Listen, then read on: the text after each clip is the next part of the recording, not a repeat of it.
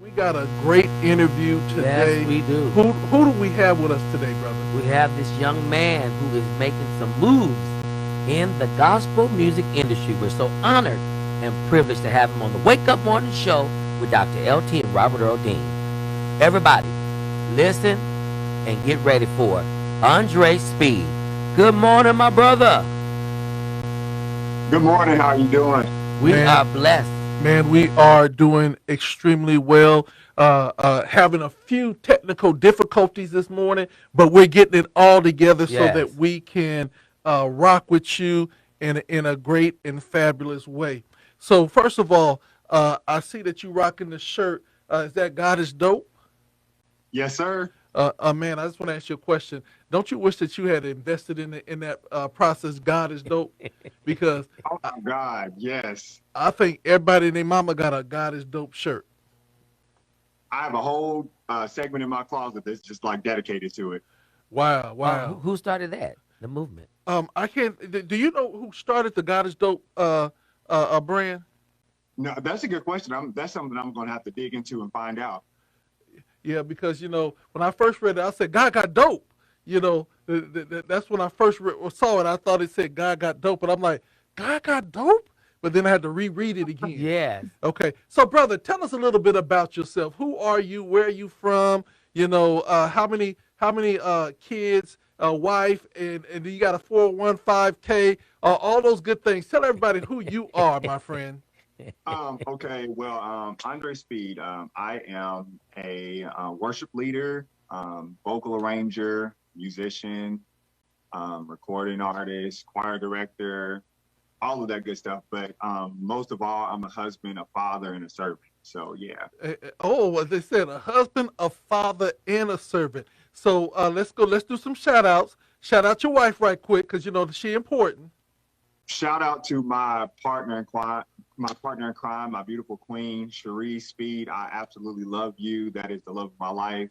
We do everything together. I literally miss her right now, and I just left her a couple hours ago. But shout out to my wife, Cherie Speed. Okay, and the children, you got to shout them out because they got to know daddy love them. Oh yeah, so we have one son, my son Grayson Speed. Daddy loves you to pieces. I can't wait to come pick you up today. All right, so how old is the youngster? He just turned 3 this year. Okay, so you, you Wow. you are going through that faith move at this point, because I know that every now and then the youngster gotta challenge your faith when it comes down to waking up in the middle of the night. Well, he actually, when we first started out, he was on that kind of thing where it was just like, when we first brought him home, and he, in that baby stage, he would wake up like every 2 hours to eat and all that stuff. And so that part was a test of my faith, because it's like waking up in the middle of the night every 2 hours, and I wasn't used to it. But now he literally sleeps like through the whole night. I remember that first night when he went to sleep the entire day, and I literally woke up and gave God praise, because that was wearing me out. Now let me ask you this question. Now that he's 3 years old, he's walking and everything else. Have you ever had that moment where all of a sudden you hear this little knocking on your door, and you're like, "What is that?" Yeah, well, I guess I'm kind of used to it now, because he likes to do whatever daddy does, that's he likes to do that. So I'm just so used to hearing any noises behind me. I know it's him. He's not like your average 3-year old. He's like a 3-year old, but he's like mentally, he's like 7. So Okay. You gotta So watch him. so let me ask you this question, because I'm gonna focus on the child right now. So uh, has he already found the spirit of manipulation between you and your wife? sort of. He knows how to pull at my wife's heartstrings. Like if daddy say, you can't have this or don't do that. He knows how to put on that tone and talk to his mother, and then his mother will pull on my heartstrings. So he's kind of getting there. Okay, okay, okay. We got this very intelligent youngster coming up. So now you are in the music industry. When did you really know that this was what God was calling you to do? Oh man. I'm gonna say I've been kind of knowing my calling since I was about maybe 8 years old. Hmm. I know it was the funny thing was is one day we were at church, Now, I've always loved music. I grew up in a home where my family listened to music all the time. Like one of those families where when you hear the gospel music playing on Saturdays, you knew it was time to get up and start cleaning up. So that was the kind of family I grew up in. So that was So, a call oh to yeah, clean. I that was a call to clean. Exactly.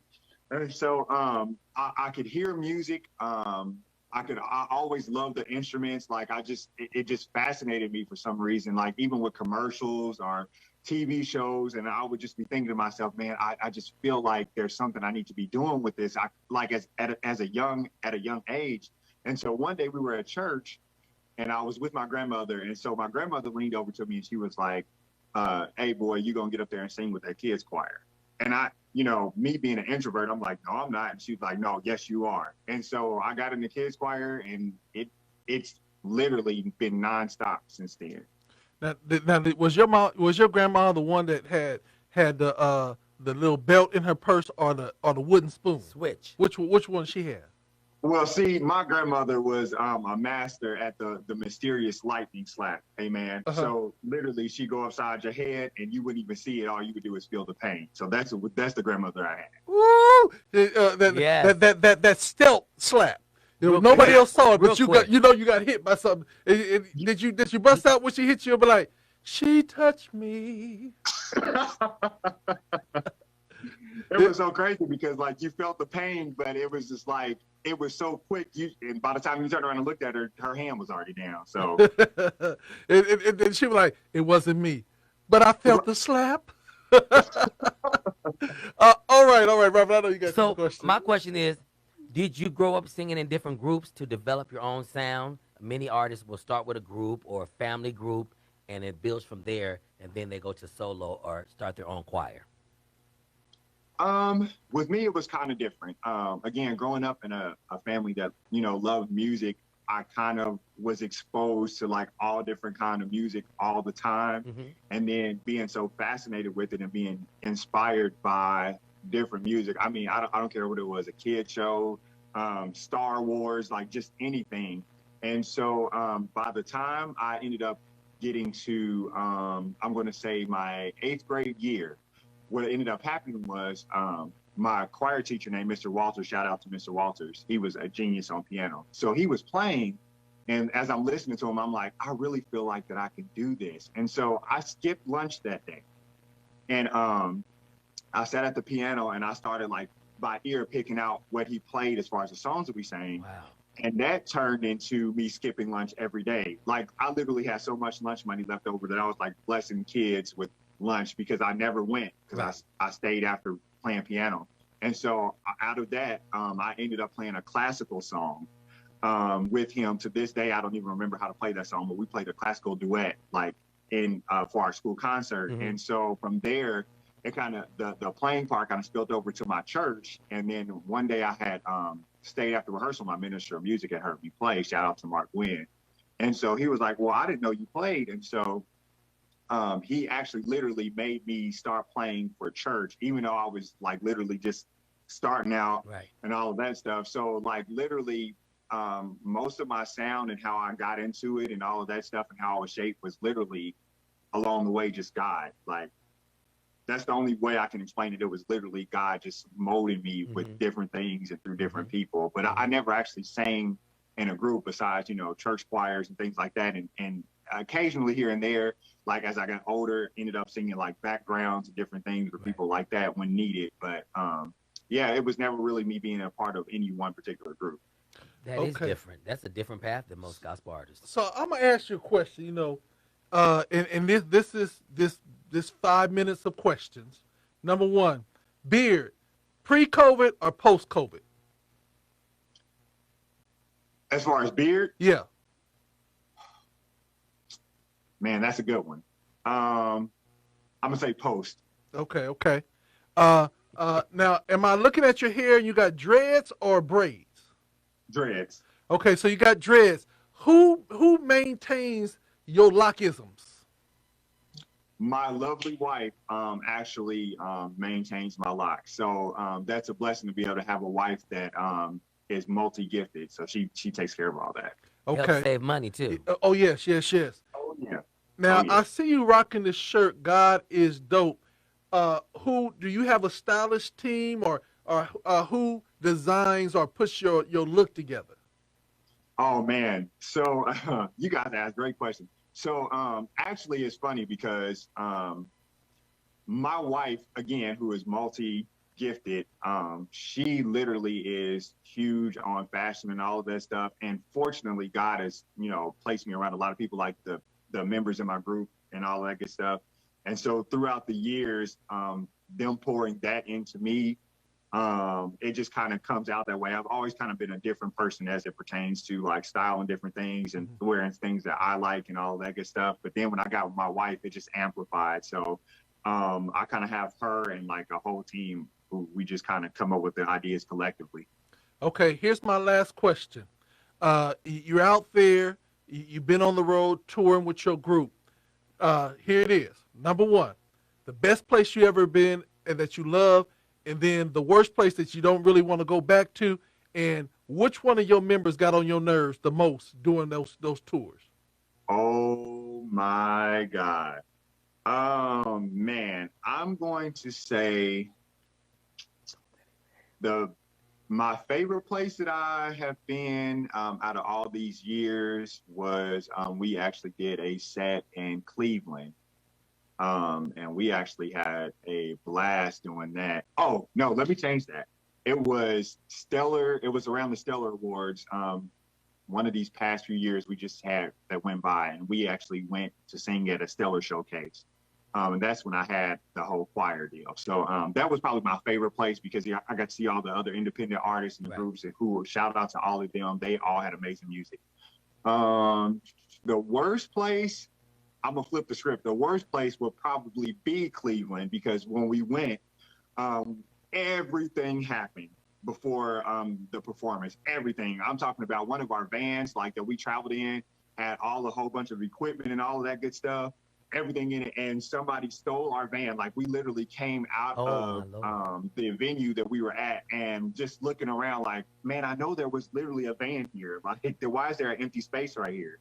And somebody literally stole our van, equipment, keyboards, and everything. So we all had to like pack in all the other vehicles, literally to make it home. So man, that might have been the worst place. And as far as members getting on my nerves, I think they all do at some point. Right. Good answer. Good answer. When did you start your group, your choir? What is the name of your choir, first of all? So now this is where it gets good. All right, so in years past, I used to have a choir. A lot of people knew this. It was called Andraye Speed and SOPW. And like at the max, when everybody was in it, I probably had like 40 something singers at that time. And we were together for probably about almost 10 years, 8 to 10 years. And then, traveling with that big of a group can get complicated. Yes. A lot of things can happen, the cost and all that good stuff. So I actually, after so many years, retired them. And I kind of took maybe 2 or 3 years of, I was still serving at my church. I always serve at my church. But I kind of took a step back and kind of let the Lord revamp some things and me and him get closer. And so then the Lord kind of took me out of my rest, and that's how Andraye Speed and Company, who the group that I currently have, that's how we started. We've been together for about 5 years. So yeah. So I want to say this because first of all, when I auditioned for your choir, you wouldn't let me in the choir, and then when I submitted my resume for the company, I still have not gotten a response. What's the process? Because I just need to know what's the process of somebody who might want to be in company. Are you auditioning? Can I get woo? Can I do something? What do I do? So being a part of the company, one of the main first requirements, and I don't mean to, sound so deep, but being in the company, one of the first main requirements is having a relationship with Jesus, because we sing about him, so you should know him if you're singing about him. Having a relationship with Jesus is like one of the first main requirements. And then also you have to be able to sing. You have to actually be able to hear, That's good. be able to sing your parts, know your material. Come on. I don't do lazy singers. My singers will tell you, like, when it comes to being a stickler about how we sing and the things we do and the technique and all that stuff, like I am just, it's a blessing and a curse because it's like being so meticulous about everything. So you have to be able to handle, the work that goes into it, and to be dedicated. Like if you're not committed or dedicated, this is probably not the ministry for you. That's Well, good. well, brother, I went to Berkeley. Which Berkeley? There's more than one. You see how I did that? You see how I did that? Right. You know, He didn't go to the Berkeley School of Music. no, man. One of the things about it, because what you just said about being a part of it, people don't realize the financial commitment, the time commitment, Lord. the prayer commitment, and also you got to be committed to this ministry as well as I know you require them to be committed to their church ministry and serving their church. So, with all that being said, how do you, and this is going to be real simple, and I might be bringing your queen back into it. How do you rejuvenate yourself to sow into the people that you go before, and then also sow within your company to keep everybody spiritually healthy? Well, let me bring up my wife. Like you said, for one, the rejuvenation part, my wife is very important in that part. Just being around her and seeing her is a place of peace. So that really helps, even if we're just, sitting on the couch together or just talking, just being in her presence, being around my kid and being able to take some time to clear my mind and just have that space to be able to sit with my family. And I always, try to make sure I pour into my singers with a lot of scripture, a lot of prayer, and encouragement too. Like I let them know all the time. Shout out to them if they're watching right now. I let them know all the time. I love them. I appreciate them. I tell them, and it has nothing to do with me being, the leader, but they're my favorite group. I absolutely love them. And I tell them they're awesome and they're amazing. And like I literally pour positivity into them like all the time. I probably get on their nerve actually. Okay. That's important. That's important to mention. I got one for them, and this is gonna be a good one. Now everybody knows when times is rough and it's hard, and they know that I've had a rough day. They know that my drug of choice is fried chicken. You know what I'm saying? It makes everything right from the first bite. So my question to you, what are some of the traditions or some of the things that you do in your group that's kind of uniquely special, be it food, be it exercise? Well, what is it that your group has that is uniquely special to your group? I think it's the family camaraderie that we have together. Literally, all of us are, to a degree, all of us are kind of nerdy, like brainy people. And then the laughter, I'm going to literally say the laughter that we share is like, they're crazy. They're literally crazy. Like, even through text thread, the stuff that they say will just like literally have you on the floor. Like, but all of us are family. Like we don't have in our group, I mean, in different organizations here and there, you might have a lot of different things going on and people talking about each other and, all this crazy mess. But like literally within our group, like we don't have any of that. And I think that's so beautiful that we share that family orientation, that family feeling, where it's just like every time we come together, it's like, we're so excited to see each other.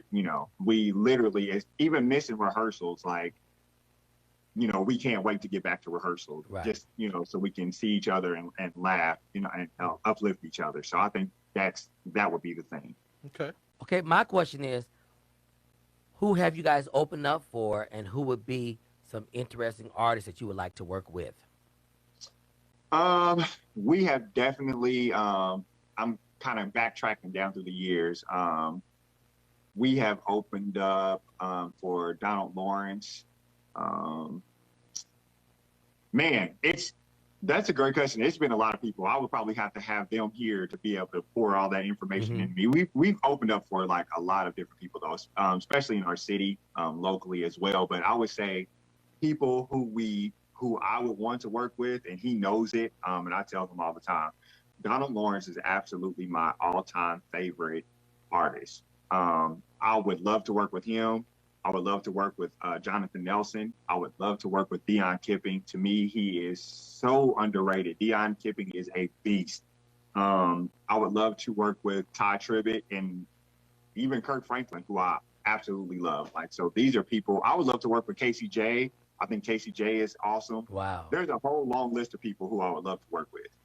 Well, brother, Wow, that's awesome. brother, I'm really disappointed that in your long list that my name didn't come up.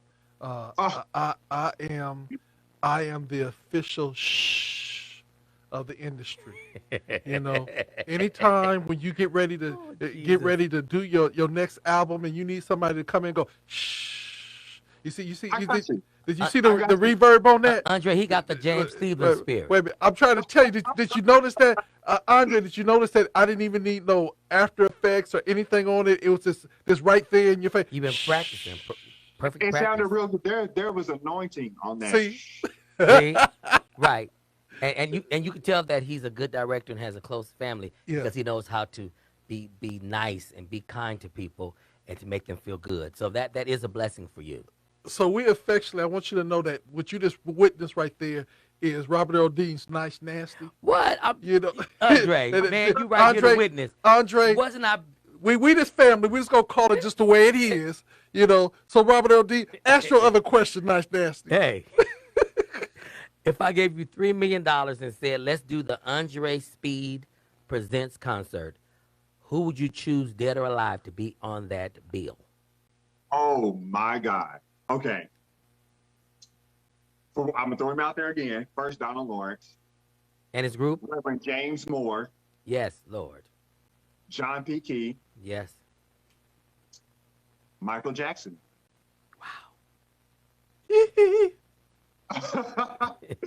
um, yeah. I'm definitely gonna say Ty. If he did it Man, this is before, good. That's a good question.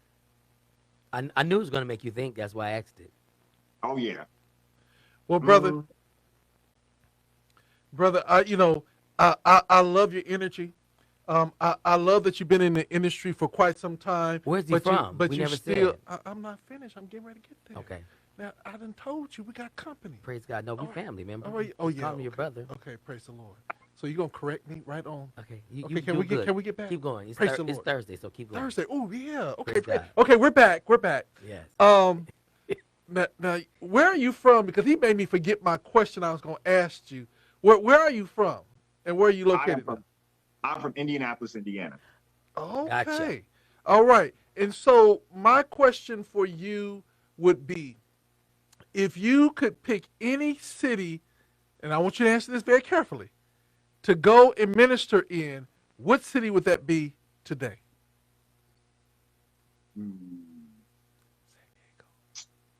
Man, that's good. I'm going to say Chicago. Chicago. That's Okay. gospel royalty.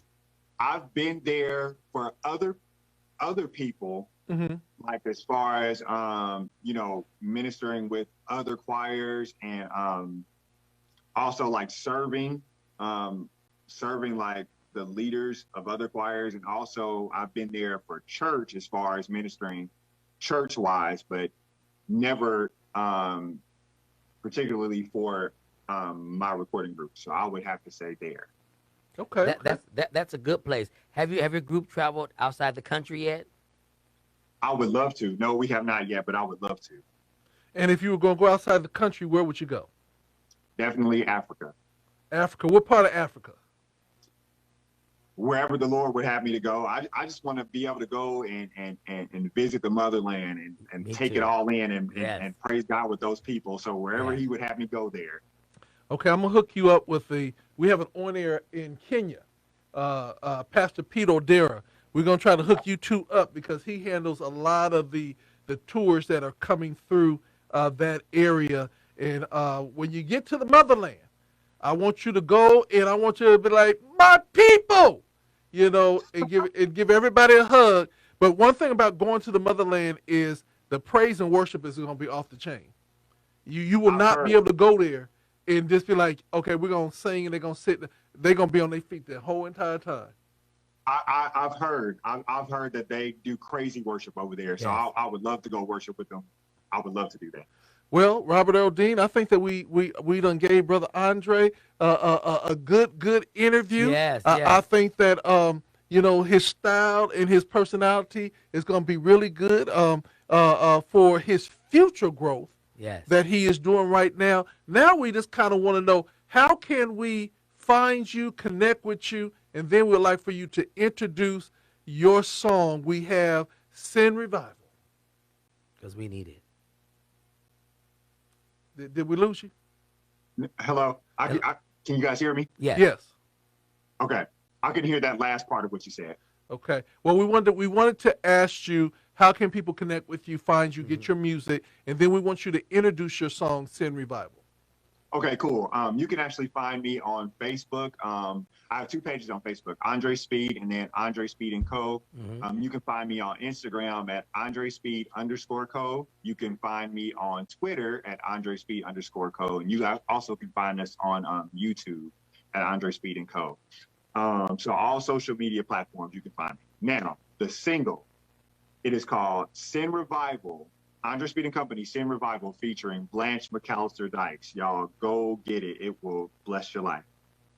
Well, Yes. I tell you right here, this is none other than Andraye Speed and Company. The song is called Send Revival right here on GOD Radio 1. .com. Y'all be blessed. Thank you, my brother.